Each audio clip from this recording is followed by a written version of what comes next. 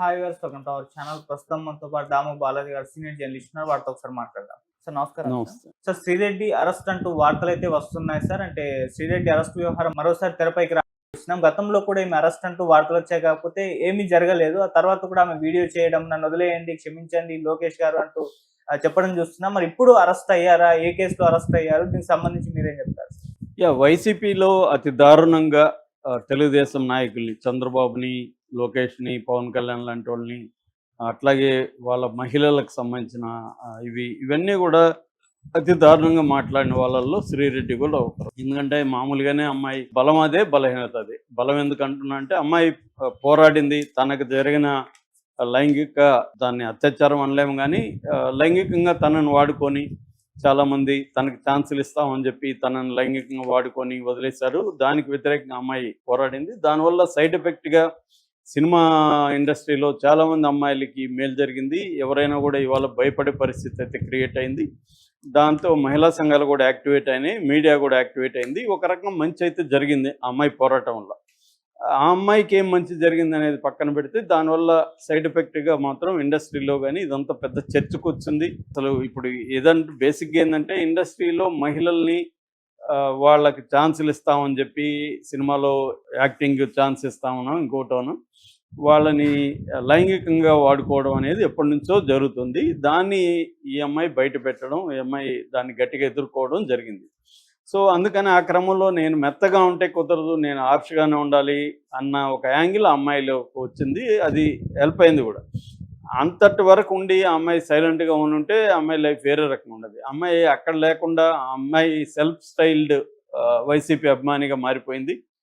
ఇంకా అక్కడి నుంచి రోజు తెలుగుదేశం, జనసేన వీళ్ళ మీద రోజు వీడియోలు పెట్టడం, ఇదన్నీ చేయడం మొదలుపెట్టింది. చెన్నైకి వెళ్ళిపోయి అక్కడ కూడా చెన్నైలో కూడా కొంతమంది యాక్టర్స్, డైరెక్టర్స్ వాళ్ళతో గొడవలు పెట్టుకోవడం, ఇక్కడ చాలామంది మీద పోస్టులు పెట్టడం, ఇలాగా ఈ అమ్మాయి తన కాజుకి బయటకి వెళ్ళిపోయి బ్లాక్మెయిలింగ్ చేయడం, లేకపోతే పొలిటికల్గా చాలా అబ్యూజివ్గా మాట్లాడడం, బండబూతులు మాట్లాడడం, ఈ దీంట్లోకి వెళ్ళిపోయింది. అదేమనుకునిందంటే నన్ను ఎవరు ఏమి చేయలేరు, నేను ఒక మహిళ అన్న యాంగిల్లోకి వెళ్ళిపోయింది. ఎందుకంటే ఇప్పటివరకు ఆ అమ్మాయికి అందరూ భయపడ్డారు, కానీ ఎవరు కూడా ఆమె జోలికి వెళ్ళలేదు. సో ఎందుకంటే చిన్నప్పటి నుంచి కూడా ఆమె రెబల్ నేచర్ అయితే ఉంది. నేను బయోగ్రఫీ కూడా చెప్పాను మన ఛానల్లో. సో వాళ్ళ ఇంట్లో వాళ్ళ మాట వినకపోవడం, సో వాళ్ళ ఇంట్లో వాళ్ళు రెడ్డిగా కావచ్చు, కానీ వాళ్ళు ఒక బ్రాహ్మిన్స్ లాగా వాళ్ళ కల్చర్ అదంతా అలాగే ఉంటుంది. దాంట్లో ఏమై రెబల్గా మారిపోయింది. సరే ఎట్లాగో ఏమో అవ్వాలనుకొని ఏమో అయింది. ఇప్పుడు ఏమైందంటే ఈ తెలుగుదేశం వాళ్ళ మీద ఇలా మాట్లాడేసరికి ఇవన్నీ కూడా తెలుగుదేశం వాళ్ళు, జనసేన వాళ్ళు వీళ్ళందరూ కూడా అమ్మాయి పట్ల అంటే అరెస్ట్ చేయాల్సిన టాప్లు 10 లిస్ట్ వేస్తే అందులో ఈమె కూడా ఉంటుంది. అలాగా ఇంతకాలం అసలు ఎందుకు చేయలేదని ఇది ఆమెకు కూడా అర్థమైంది.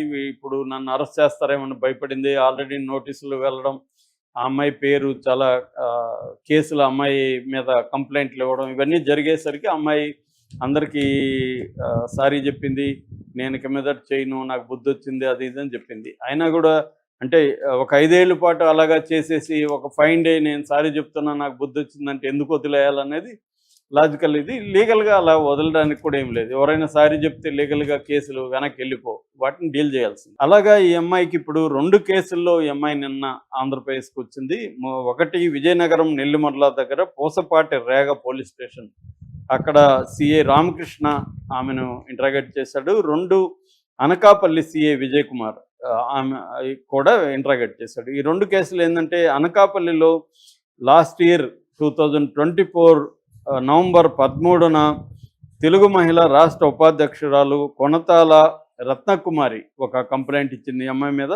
అలాగే విజయనగరం నెల్లిమర్ల పోలీస్ స్టేషన్లో కింతాడ కళావతి, అక్కడ నెల్లిమర్ల నగర పంచాయతీ కౌన్సిలరు, ఆమె కూడా డిసెంబర్ 13, 2024లో ఆమె కంప్లైంట్ ఇచ్చింది. అంటే నవంబరు, డిసెంబర్లో కంప్లైంట్లు వచ్చాయి. దీన్ని బేస్ చేసుకొని వాళ్ళు అరెస్ట్ చేయబోతున్నారన్న వార్త ఈ అమ్మాయికి అందింది. దాంతో ఈ అమ్మాయి హైకోర్టుకి వెళ్ళింది. హైకోర్టులో ఈ అమ్మాయి ఆర్గ్యుమెంట్ ఏంటంటే ఇట్లా నా మీద కేసులు పెడుతున్నారు, సో నన్ను అరెస్ట్ చేయొద్దని చెప్పండి అనేది ఆమె హైకోర్టుకి వెళ్ళింది. హైకోర్టు కూడా ఈ మీద ఉన్న సెక్షన్లన్నీ కూడా 7 ఏళ్ళ జైలు శిక్ష లోపల ఉన్నాయి కాబట్టి ఈ అమ్మాయిని అరెస్ట్ చేయొద్దండి, ఈ అమ్మాయికి లీగల్గా నోటీసులు BNSS 35(3) సెక్షన్ 41A ఉండేది ఇంతకుముందు, అది ఇప్పుడు 35(3) అయింది. ఆ సెక్షన్ కింద నోటీసులు ఇచ్చి విచారించండి అని చెప్పింది. అట్లాగే ఈమెకు కూడా నువ్వు విచారణకు కోఆపరేట్ చేయమని హైకోర్టు చెప్పింది. దాంతో నిన్న వాళ్ళు పిలిపించి విచారణ జరిపారు. విచారణ జరిపిన తర్వాత ఎందుకు వాళ్ళు ఈ అమ్మాయి ఏ ప్లాట్ఫామ్స్లో అంటే ఇటు ఎక్స్లో కావచ్చు, ఇన్స్టాలో కావచ్చు, ఫేస్బుక్లో, ఈ మూడిట్లో ఏ పోస్టులు పెట్టింది, అవన్నీ ఎందుకు పెట్టావు, ఇలాగా ఇంత అబ్యూజివ్గా నేను పెట్టమని ఎవరన్నా చెప్పారా, అది ఇదని అడిగితే నన్ను ఎవరు పెట్టమని చెప్పలేదు, ఓన్లీ జగన్ మీద అభిమానంతోనే నేను పెట్టాను, జగన్కి వీళ్ళు ఇబ్బందులు పెడుతున్నారు కాబట్టి నేను ఈ పోస్టులు పెట్టాను తప్ప నాకు ఎవరు కూడా పెట్టమని కానీ లేకపోతే డబ్బులు తీసుకొని కానీ నేను పెట్టలేదు అనేది అమ్మాయి క్లియర్గా స్టేట్మెంట్ ఇచ్చినట్టుగా తెలుస్తుంది. అది కూడా న్యాయవాదుల సమక్షంలోనే ఈ అమ్మాయి కూడా అడ్వకేట్ని తీసుకెళ్ళింది. చెన్నై నుంచి వచ్చి న్యాయవాదుల సమక్షంలో ఈ అమ్మాయి దాదాపు 2-3 గంటల సేపు ఈ అమ్మాయిని వాళ్ళు ఇంట్రాగేట్ చేశారని చెప్తున్నారు. అంత అయినాక ఈ అమ్మాయికి హైకోర్టు చెప్పింది కాబట్టి లీగల్ నోటీసులు ఇచ్చి పంపిస్తున్నారు. అయితే ఇప్పుడు ఇంతవరకే ఉంటుందా, దీన్ని ఏదో ఒక ఫైండ్ అయ్యి అమ్మాయిని అరెస్ట్ చేసేస్తారా? ఎందుకంటే ఇది ముందుగా పోలీస్ స్టేషన్ కోర్టుకి వెళ్ళింది కాబట్టి వీళ్ళు వేరే మార్గం లేకుండా ఈ అమ్మాయిని అరెస్ట్ చేయలేదు. కానీ రేపొద్దున సడన్గా పోసాని కృష్ణమురళి ముందు రోజు కేసు పెడతారు, మరుసటి రోజు పట్టుకొచ్చేస్తారు.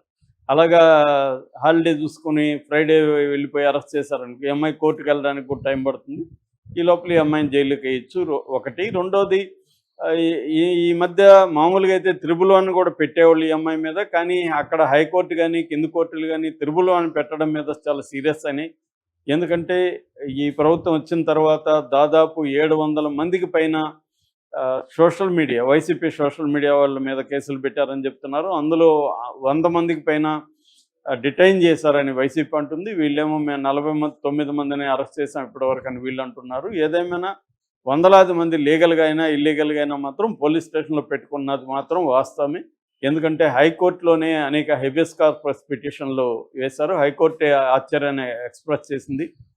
ఇన్ని హెబియస్ కార్పస్ పిటిషన్లు నేను చూడలేదని ఒక జడ్జి గారు కామెంట్ చేశారు. రెండోది, పోలీస్ స్టేషన్లో వీళ్ళని కొడుతున్నారని చెప్తే పోలీస్ స్టేషన్లో సీసీటీవీ ఫుటేజీలని కోర్టుకి చెప్పమని చెప్తే హైకోర్టుకి సీసీటీవీ ఫుటేజ్ని పెట్టలేదు వీళ్ళు, అవి చెడిపోయినా అది ఇదని సాకులు చెప్తున్నారు. దాని మీద కూడా తీవ్ర ఆగ్రహాన్ని హైకోర్టు ఎక్స్ప్రెస్ చేసింది.